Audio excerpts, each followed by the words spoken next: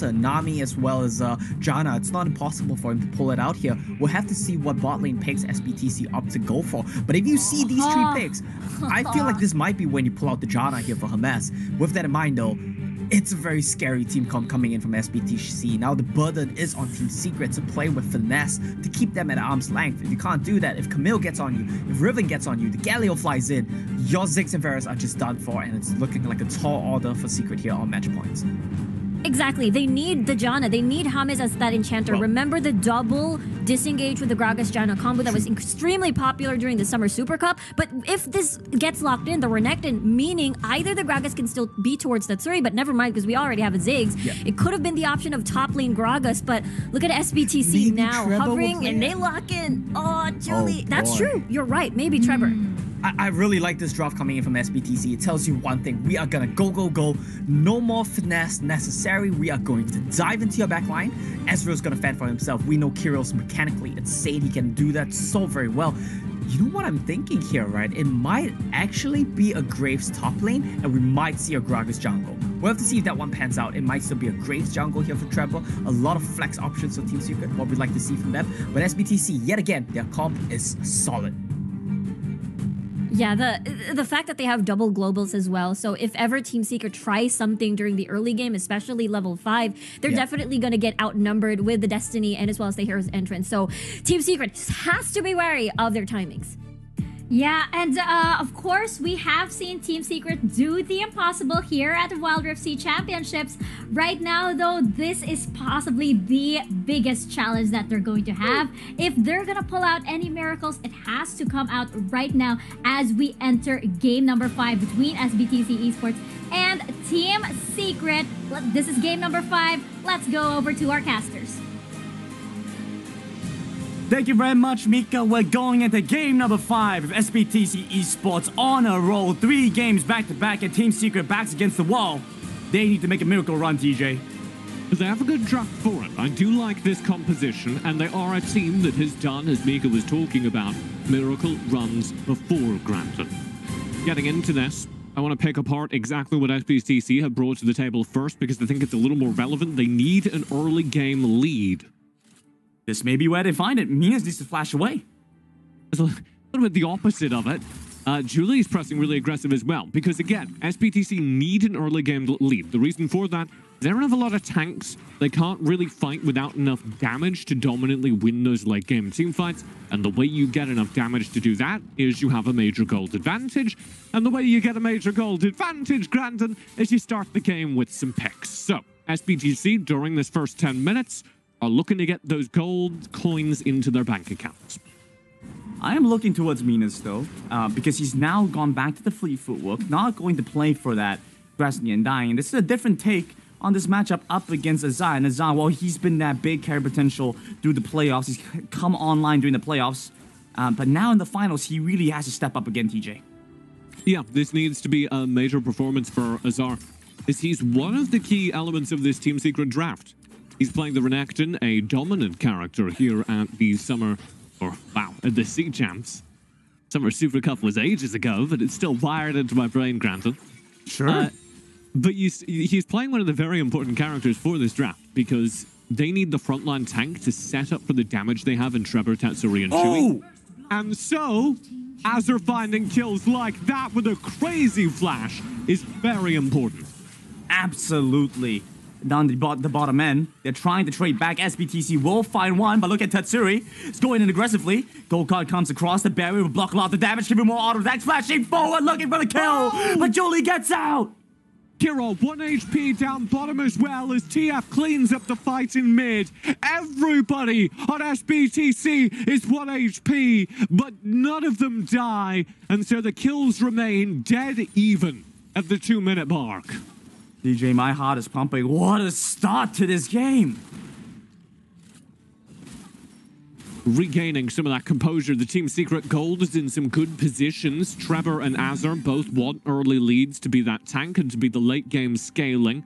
Trevor, of course, we've already seen his performance on a Fed Graves. It's next to none. And Team Secret have that late game pretty much locked down. If they can get to an even late game or an advantaged late game, they will probably win. That's a good place for Team Secret to be. SBTC on the opposite side, though, they need advantages into their key damage dealers early. And cast your eyes over what's going on in TF's bar on the scoreboard.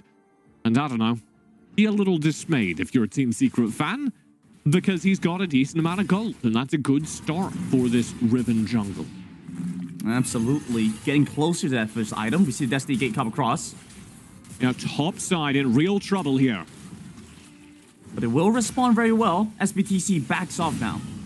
Destiny Gate was looking for an opportunity. There are two kinds of Twisted Fate ultimates you're going to see this tournament.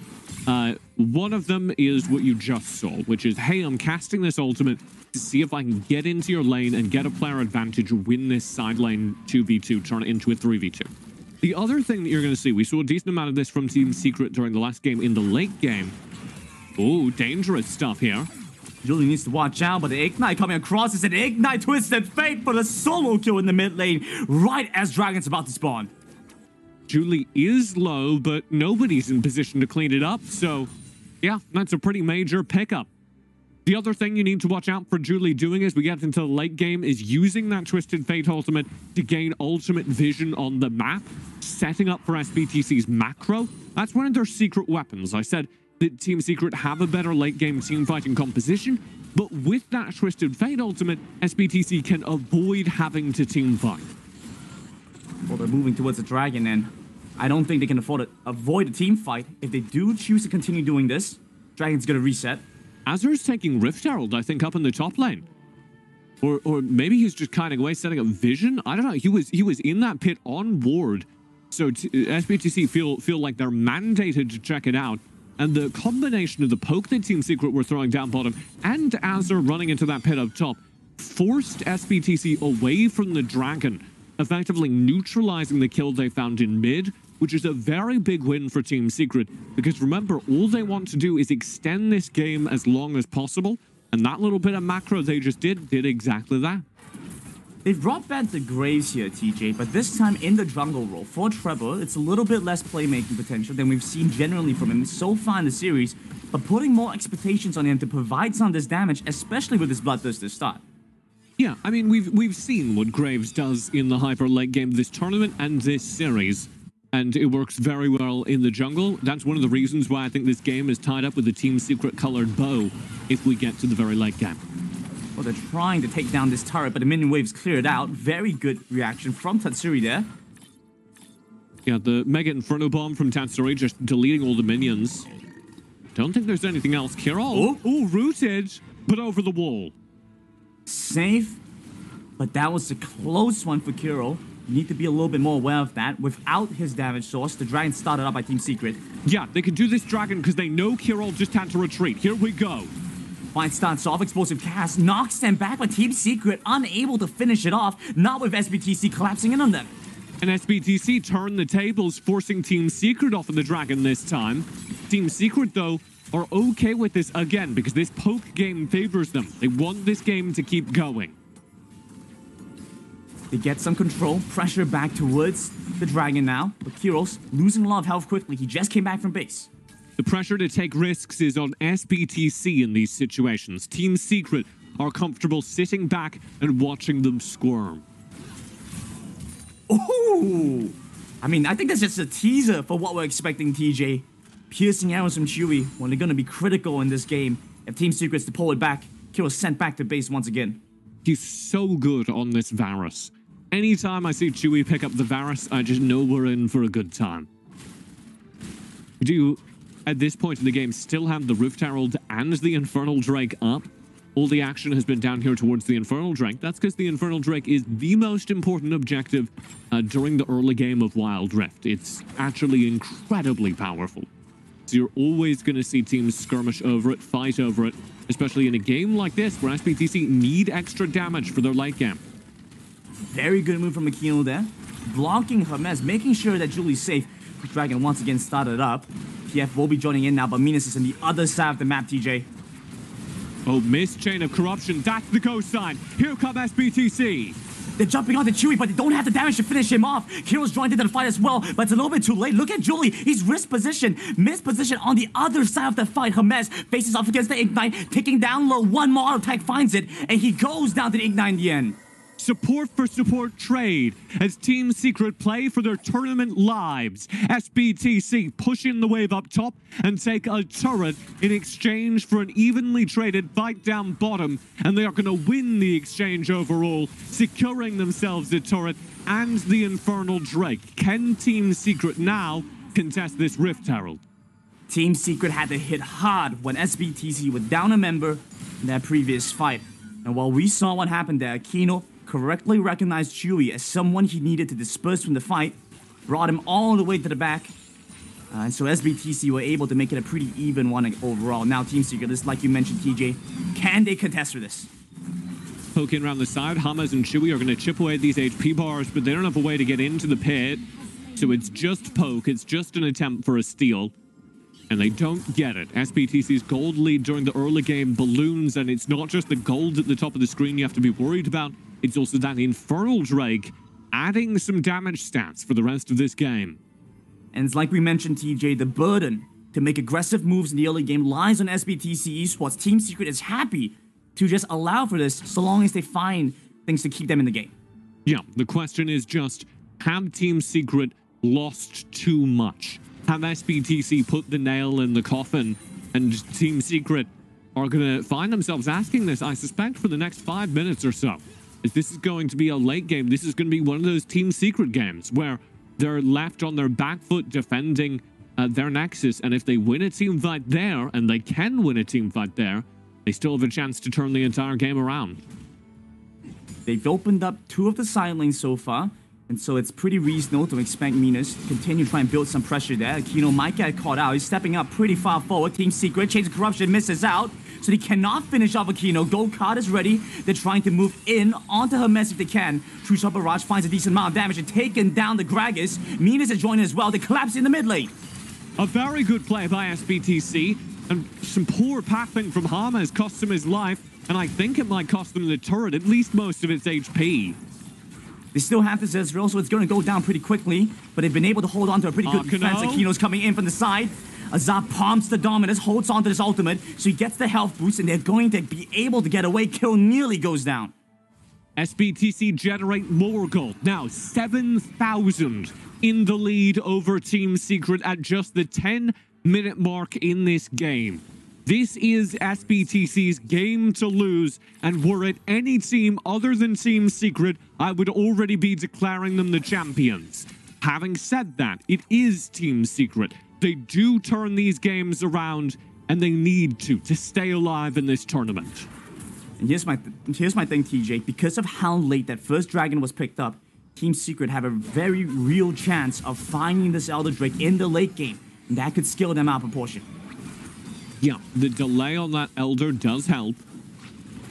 There is some positioning. SBTC, of course, don't want to go to the late game. They recognize everything I've just told the audience, and so they would very much like to press their advantage here, end the game before Team Secret have a chance to pull out one of those miracles. But Julie's a distance away. On the other side of the map, he's not going to be there for SBTC Esports, so they can't quite punish Team Secret just yet, but they're playing towards the Baron, getting some information. Now, no fear from Minas there, TJ. No fear. Drake is up, Mountain coming in just about 30 seconds.